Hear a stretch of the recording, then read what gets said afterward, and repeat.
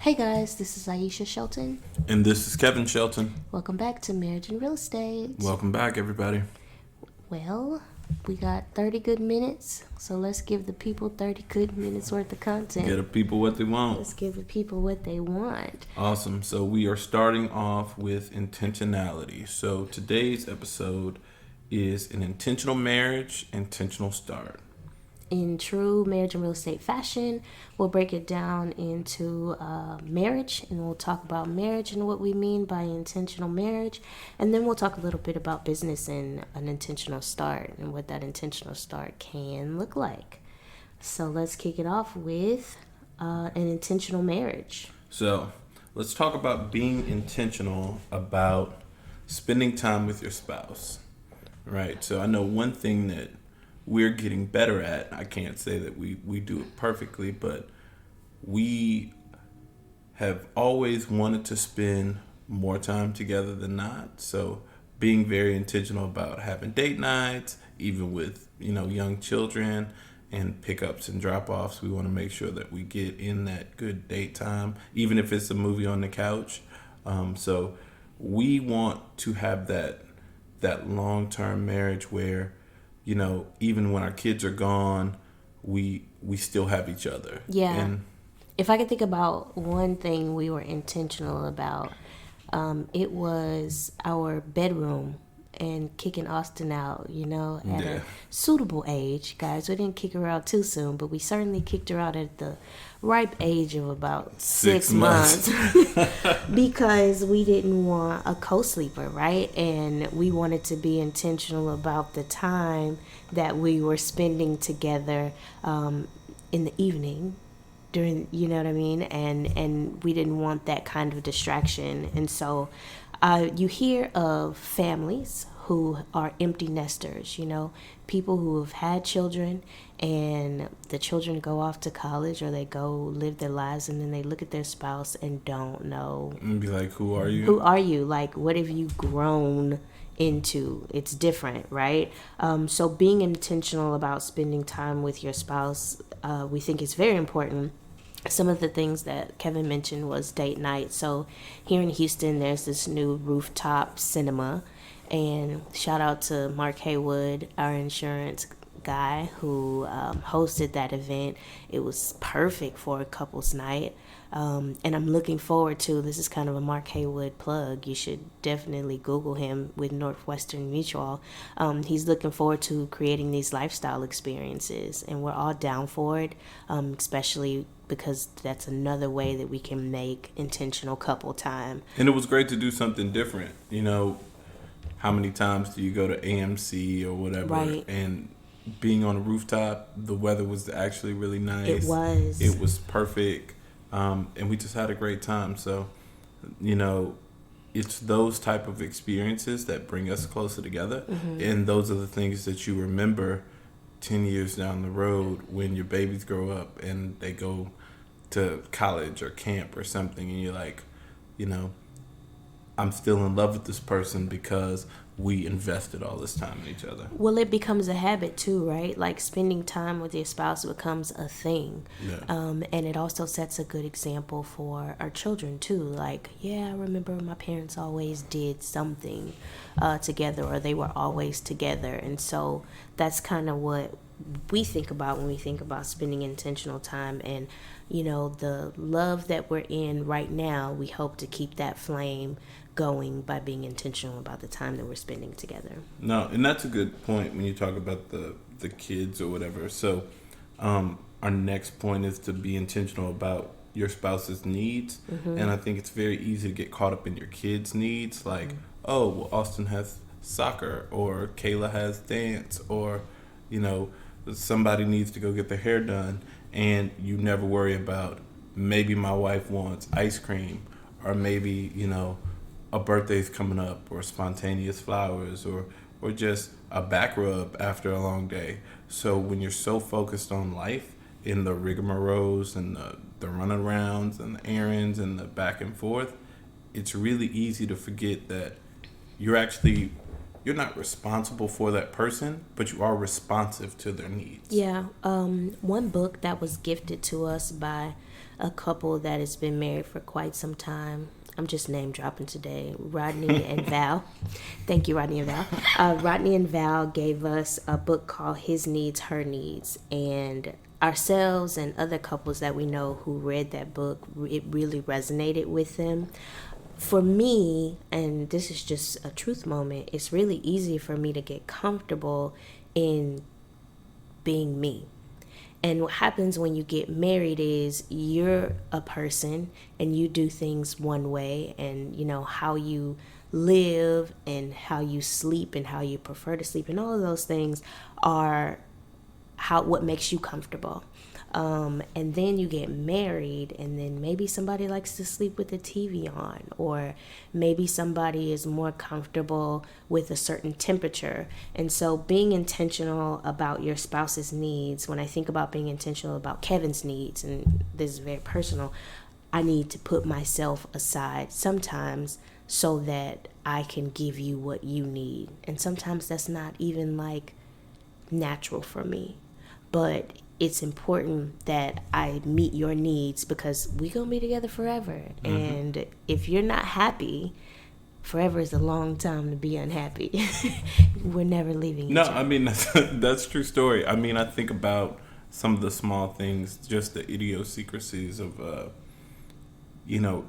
personalities, right? So, like, even with you, I want to make sure that you're not getting gas at 10 o'clock at night, so I'll put gas in your car. Mm-hmm. Or, you like really warm socks because your feet are always cold. So whenever I'm in the airport or I'm in a store, I grab you really warm socks because I know that that's something that's important to you, and it helps not only keep you first and top of mind, but also make sure that I'm seeding your feelings for your needs being met.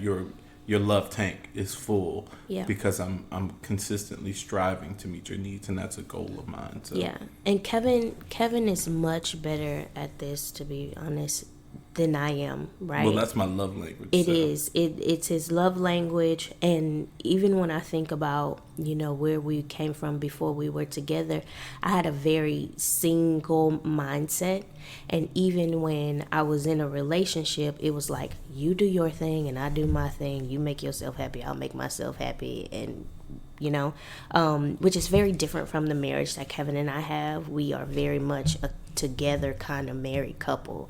We matchy. We are matchy. And so that's an adjustment for me because I've always been like, okay, let me take care of me. I've never really had to take care of anybody else. And then we threw our own kid in the mix between the two of us. And that was a different experience for me too. Like, being intentional about giving to somebody else. And while it's easy to give to Austin because she's a baby, she's young, giving to my very handsome, tall, and capable husband sometimes can be a challenge because it's like, okay, but he still needs that. Sure, he can do it, but he still needs it. And so I have to remind myself that I have to be intentional about meeting those needs. No, I mean, and honestly, the only way that we've consistently gotten there or getting there is to grow together, which is a great segue into the next point. You got to be intentional about growing together. Yep. And however that looks like for you guys, whether that's therapy or reading books or consuming podcasts together. We listen to several podcasts that are relationship based. This is a great podcast to listen to. Shout out to us. All right. Shout out to us. Plug. Name dropping ourselves. But no, so I mean, it's putting your relationship first before anything else, because at the end of the day, when your business goes away, your children go away, everything else goes away, you're married to that person or you're with that person, and that's who you got. That's who is in your corner for the long ride. Yeah, so let's talk about what being intentional about growing together looks like. I think to me, it's about finding a common hobby. Maybe that's working out. Maybe that's cooking, but something that the two of you have that's like y'all's. It belongs to you, and this is something that you guys grow in. You have goals that are specific to the two of you and something that you enjoy doing together. I've met couples who, for example, I used to run marathons. I should so do that again. But one person was the runner of the family, and that person had a whole group of friends and a whole life outside of their spouse, which is fine. You need to have, even our therapist said, you need to have time apart, right? But I think it's also important that you have something that you and your spouse grow together with, that you either have a hobby or thing that you do that you guys brings you together. That brings you together, yeah.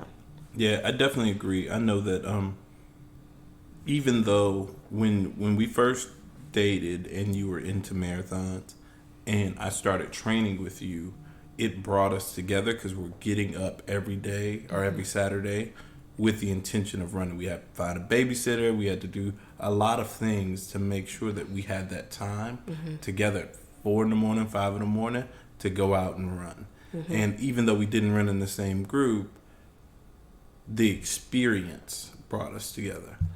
Yeah, because one of us was faster than the other. I was faster than he was. Definitely much faster. Here's a side note. She ran a half marathon, 7 months pregnant, and kicked my butt. Kicked my butt. But I'd been running for years before Whatever, B. You kicked my butt. Yeah, that was kind of cool. That was cool. In the same vein of being intentional about growing together, I think it's a good way to segue into business and how you can be intentional about your start in real estate. Because not only can you grow together in your marriage, you can also grow together into business. And you should grow together in your marriage and in your business. And so one of the things that we learned, both Kevin and I, was that you have to consume the same information. So I might read this really great book, and then I try to translate that to Kevin, and for some reason the excitement just doesn't quite translate. And vice versa, right? He would read something and be like, oh man, this is so great, we should do this, we should do that. And I'm like, okay, well, yeah, I like that idea. And so what we found is that consuming the same information, and particularly for us, it's books and podcasts, right? If we hear a good podcast, we shoot it to the other person. And conferences. We go to conferences together. Yes. But we learned that, right? Yeah. It started with you might read a good book on marriage, or you might read a good book on real estate, and I would be like, oh yeah, that's great. One book being Maximum Confidence, which I still haven't read, but you feel like if I read that book, that it would resonate with me. Jack Canfield, amazing book. That it would resonate with me different, and we would be able to relate different. So if there's any advice we could give about being in business with your spouse, or just being in business in general, is that because this also functions the same with a business partner, right? If you go to an event or a conference and your partner's not there to consume the information, and you're coming back to the business with a zeal and just a passion for something that might be completely opposite your partner, and they didn't consume that information, that gives you something that can start that separation. Right. So by being intentional about consuming the same information, you just stay on the same side of the table, which is very important in business partnerships too. And keep in mind that, the Marriage and Real Estate Podcast target audience is for people who are married, who are also going into real estate together, or are in real estate together. And that could be, there's a lot of definitions for married. It could be a lifetime partner. It could be whatever that looks like to you, that's a lifetime bond or a permanent bond in not only a personal relationship, but also in business. Mm-hmm. The other thing that an intentional start came from was our plan.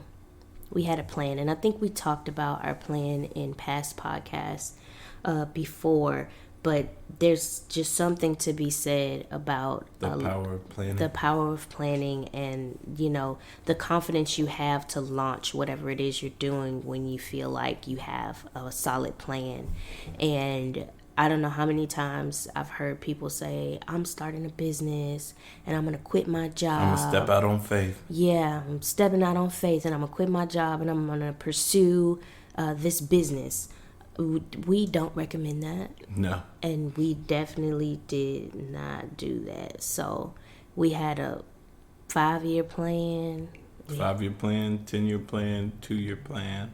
1-year plan. We got a plan, 6-month plan. We are planners. We are the planners. We're the Sheltons and we are the planners. I mean, the thing about it is, if you don't have a direction, you don't know where you're going. You know what I mean? And your plan is your map to get to where your goals are. So if you don't have a plan, it makes it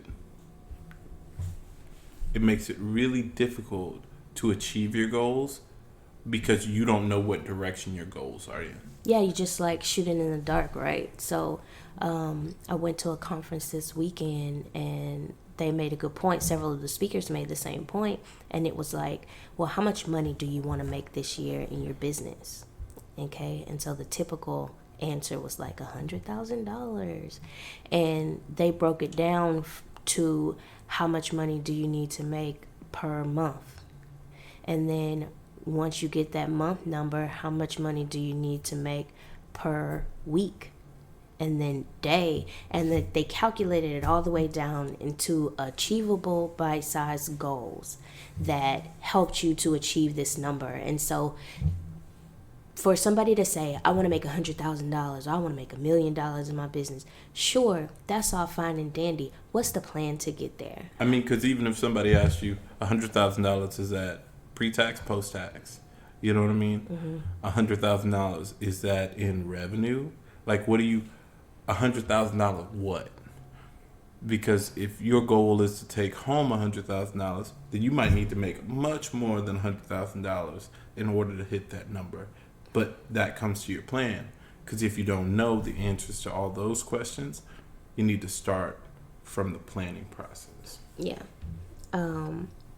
So yeah, be intentional about the information that you guys consume together. Be intentional with your plan. Don't just leap. Plan it. And when you have that plan, don't wait. Start now. Because tomorrow is always a day away. Is that how it goes? Did I make that up? Saw that somewhere, but like yesterday was always yesterday. I don't know what that came off much better. We didn't consume that information together. That was not consumed. That came out much better somewhere else where I read it. On a meme somewhere. I don't know, but basically it says that there's never a tomorrow or something like that. Like if you keep putting stuff Tomorrow's off. not promised. Tomorrow, no, it's like tomorrow. Okay, bear with me, guys. If somebody knows what this quote is, leave it in a comment on wherever, Instagram, YouTube. Leave it on a comment. Podcast, something about tomorrow, because there's always another tomorrow. So there's you might as well start today. I don't know. Somebody save me. The bottom line is don't wait. Don't wait. Because at the end of the day, you don't get any more chances. Life is short. I have a personal saying that life is really short and really, really long. When you want it to be short, like when you're at work and it's 1:00 and you want it to get to 5:00, it seems like that time goes by super slow. But when you want life to be super long, like when you're having a good time or it's an amazing experience, you on vacation, it's super short. So you have to appreciate the time by taking action to get to where you're going. Because if every year you're the same, so there's another philosophy that I talk about, and it's everybody can be separated into 3 groups, right? There's the dots, the lines, and the circles. Now, the circles are people whose lives go in loops. You're always doing the same thing. Every year you're in the same place. You're always about to start something, but you never start anything. So your life is going in a loop. And then there's the people who are dots. They're too afraid to go forwards. They're too scared to go backwards. They're just standing still. They're waiting with their eyes closed and their head covered, and they just can't. They can't do anything more than what they're doing right now. They won't even talk about it. They're just frozen in their exact place right now. And then there's the lines. The lines are the people who are always continuously moving forward, never looking back, right? They're always planning the next steps and then achieving those next steps and going on to the next thing. They're the people who every year from now, you see them somewhere different or doing something different, or their business is growing or their family is growing. They have goals and they knock those things out. And that's the way that we've tracked our lives. We consistently set goals and then work towards those goals. And those things may change over time. Nothing's perfect. There's lots of failure in that. Mm-hmm. But the win is in the try. The only difference between a winner and a loser is a winner plays until he wins. So if you're not playing the game and you're sitting on the sidelines, then you're the dot. So don't sit on the sidelines of this real estate thing. Jump in. The water is warm. Yep. The water is very warm. And good job, babe. That came out much better than my attempt at philosophizing something. That is so funny. So don't wait. Don't pull philosophy off of Instagram memes. Don't pull philosophy off of Instagram memes. Duly noted. So to sum it all up, if you got a 2-minute spiel, what you got? 2-minute spiel would be take time to be intentional about the marriage, spending time with your spouse, meeting your spouse's needs, and growing together. Don't just leave that up to chance. Write it down. What are you going to do to make your spouse happy this week? What are you going to do to make your spouse happy today? And be intentional about spending time, because I promise you, you will look up and the month will be gone and you guys haven't spent time together. 2019 is over. 2019 is almost over. So an intentional marriage consists of, spending time, being intentional about your needs, your spouse's needs, and growing together. And then an intentional starting your business is just planning. Like, have a plan, consume information, learn all that you can, find a mentor. Hey, Kevin and Aisha, you could be our mentor. Yes, we can. And don't wait. Start now. Tomorrow is definitely coming or not. Okay, I did Not it again. Promised. Let me stop with this tomorrow thing. Start now, do something today. You'll thank yourself later if you do. You won't be kicking yourself in the butt for not starting. How many times have we heard people say, man, I wish I would have started when I was, y'all so young, or I'm too old to do real estate now. You're never too old, just do something. And you're never too young either. I mean, we've met some phenomenal 20-something-year-olds that's kicking tail in real estate. So do something today. No, for sure. So my 2-minute summation is, I always love the Arthur Ashe quote: start where you are, do what you can, use what you got. And for me, that kind of sums up everything, right? It's don't wait until you got all the components to start doing something. Use what you got. You know what I mean? Start in exactly where you are. That's not a perfect thing, but if you're taking action, it will evolve into what you want it to be. And then take action. You know what I mean? Use what you got. Don't wait for tomorrow. Don't wait for an approval. Don't wait for God to come down after God didn't send you a plane and a boat and a train, to save you. The only person saving you is you. And if you don't intentionally take action to achieve your goals, you won't ever get there. And you can listen to this podcast and a million other podcasts, but if you never do anything with it, it doesn't matter. So the only difference maker is you. And the only action is you. And at the end of the day, when you look up at your life 10 years from now, 15 years from now, 20 years from now, will you say, I missed my opportunity? Nobody gave me an opportunity, or I took advantage of every opportunity? And that's the only difference between those three people. So, all right, everybody clap your hands for that one. That was good. Slow snaps. You amaze me, Kevin. I'm not even kidding you laughing, but I'm so serious. I'm just like in awe and admiration of your wise words. So we're going to jump to the book recommendations on that note. So, jumping back to the book recommendations, which we are doing every single podcast going forward. We're going to give you guys a book on marriage and then a book on business or real estate. That is a tall order, Kevin. Every single episode. They need the info. We got to give it to them. We are going to do that. Do you hear me, guys? It keeps me reading books. What's the point of all these books? It's 52 weeks in a year. I read 70 books a year. I got at least one book for everybody every week of the year. All right. So the first book recommendation is called Come As You Are by Emily Nagoski. Emily Nagoski. And I thought it was Nagasaki. What? No. Okay. Emily Sorry. Nagoski. Nagoski. I think that's Nagoski.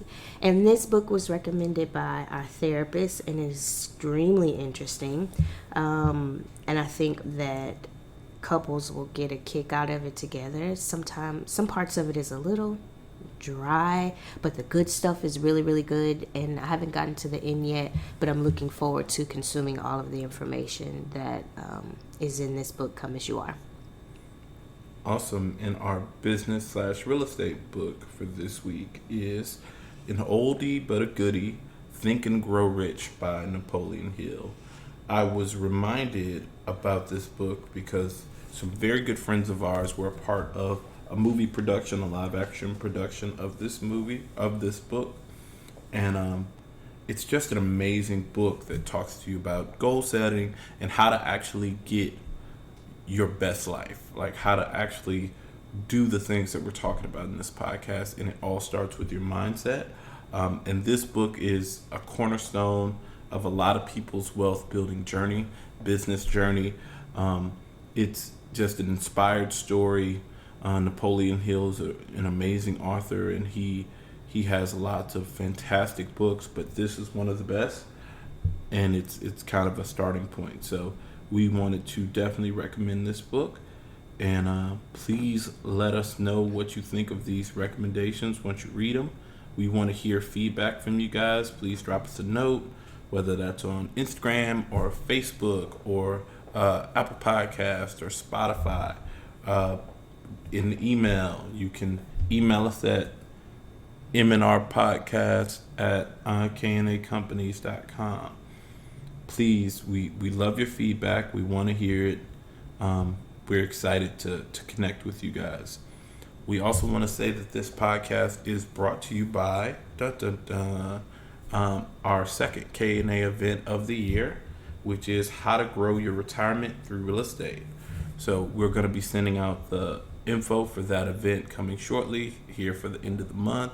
So if you're interested about learning more about how to actually start this thing called investing and be a part of your real estate journey, build up your passive income, please tune in to all of our either social media pages or subscribe to our website to get event information. And we'll be sending out those Eventbrite links and all that good jazz shortly. Yep. Thank you for tuning in for another week of Marriage and Real Estate. This has been your co-host, Kevin Shelton. And your co-host, Aisha Shelton. And this is the Marriage and Real Estate Podcast. I just said that. All right, I said it again. Bye. Bye.